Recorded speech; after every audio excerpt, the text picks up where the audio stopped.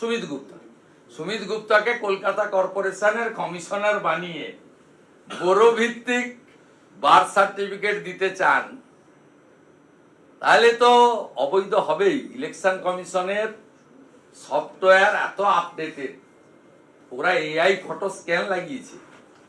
আপনার ভুয়া birth certificate গুলো বিএলওরা এবং ইআরওরা আপলোড করছে ডিওদের কাছে, ওরা রিজেক্ট হচ্ছে।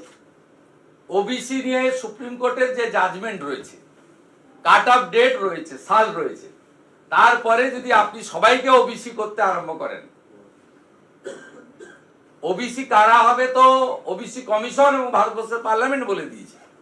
সেখানে হিন্দুরাও আছে, মুসলিমরাও আছে, 34টা মুসলিম জনগোষ্ঠী যাদের আর্থিকভাবে দুর্বল বলা হয়েছে তারা আছে। কিন্তু আপনি সবাইকে দিয়ে দিতে চাইছেন, 98% মুসলিম জনগোষ্ঠীকে দিয়ে দিতে চাইছেন ওবিসি সার্টিফিকেট। ইলেকশন কমিশন সেই কথাই আইন বলেছে।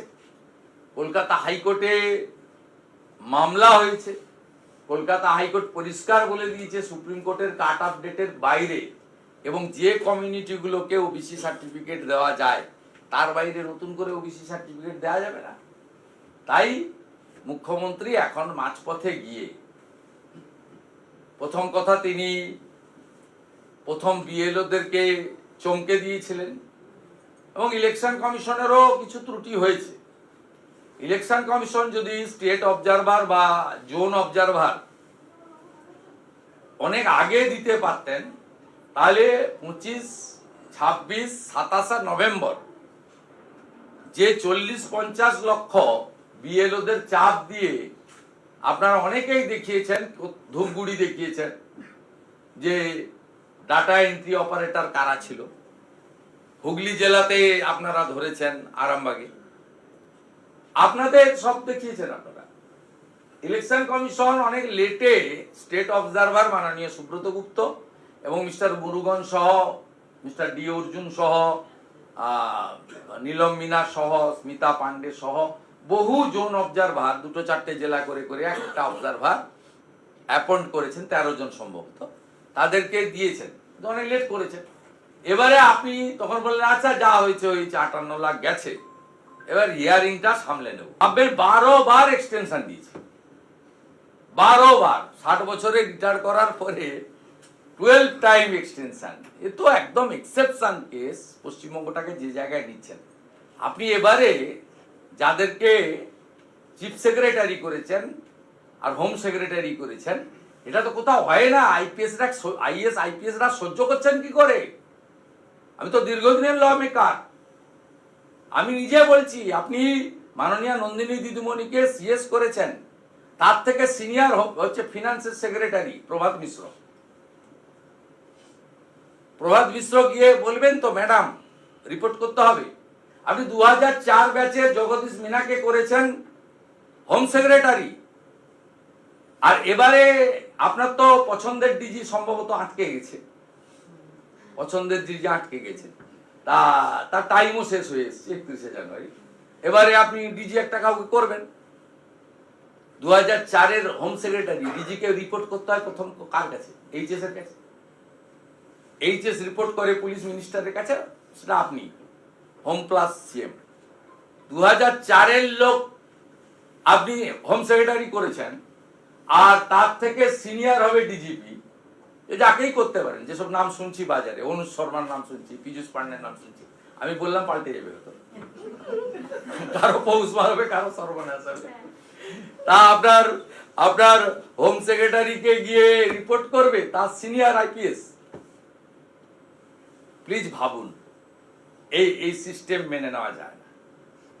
তাই মুখ্যমন্ত্রীর চিঠির যা যা অভিযোগ তার পাল্টা যুক্তি, তথ্য, প্রামাণ্য দিয়ে ভারতবর্ষের নির্বাচন কমিশনকে বলেছি, আগের দুটো চিঠির পরিণতি যা হয়েছে, তৃতীয় চিঠির মুখ্যমন্ত্রীর একই পরিণতি হওয়া উচিত এবং 14ই ফেব্রুয়ারি ভোটার তালিকা বেরোবে, 7ই ফেব্রুয়ারি পর্যন্ত শুনানি চলবে এবং দেখবি আর জ্বলবি লুচির মতো ফুল।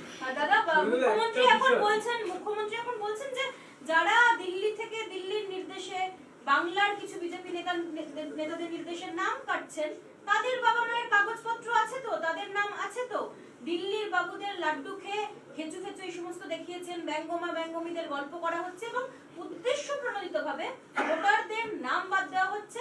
এটা 2-3 বছর সময় নিয়ে তো করাই যেত। উনি যেভাবেই হোক এপ্রিল মাসটা পার করাতে চাইছেন।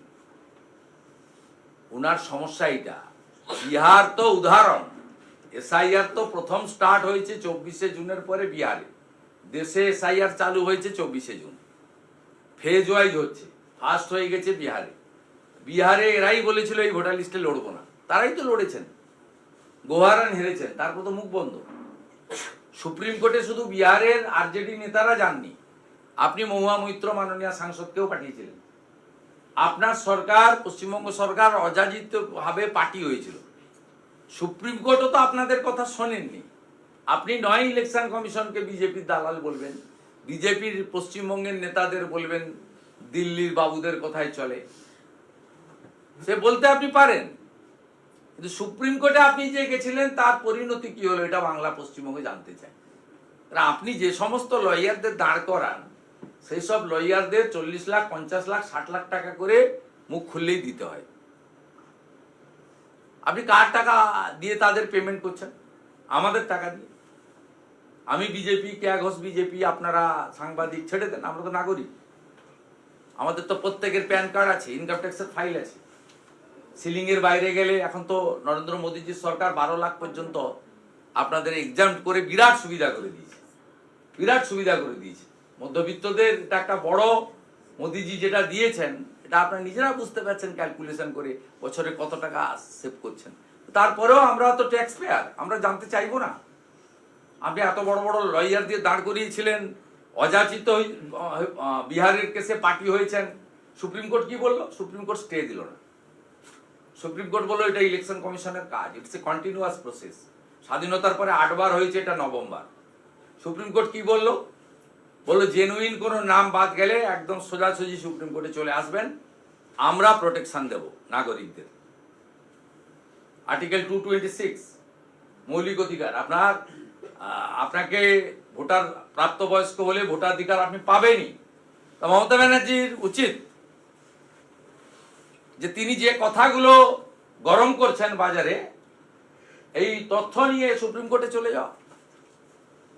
যে দিল্লির কথায় নাম কেটেছে, বৈধ ভারতীয় নাম কেটেছে, সুপ্রিম কোর্টে তো মামলা ক্লোজ হয়নি, পেন্ডিং রয়েছে।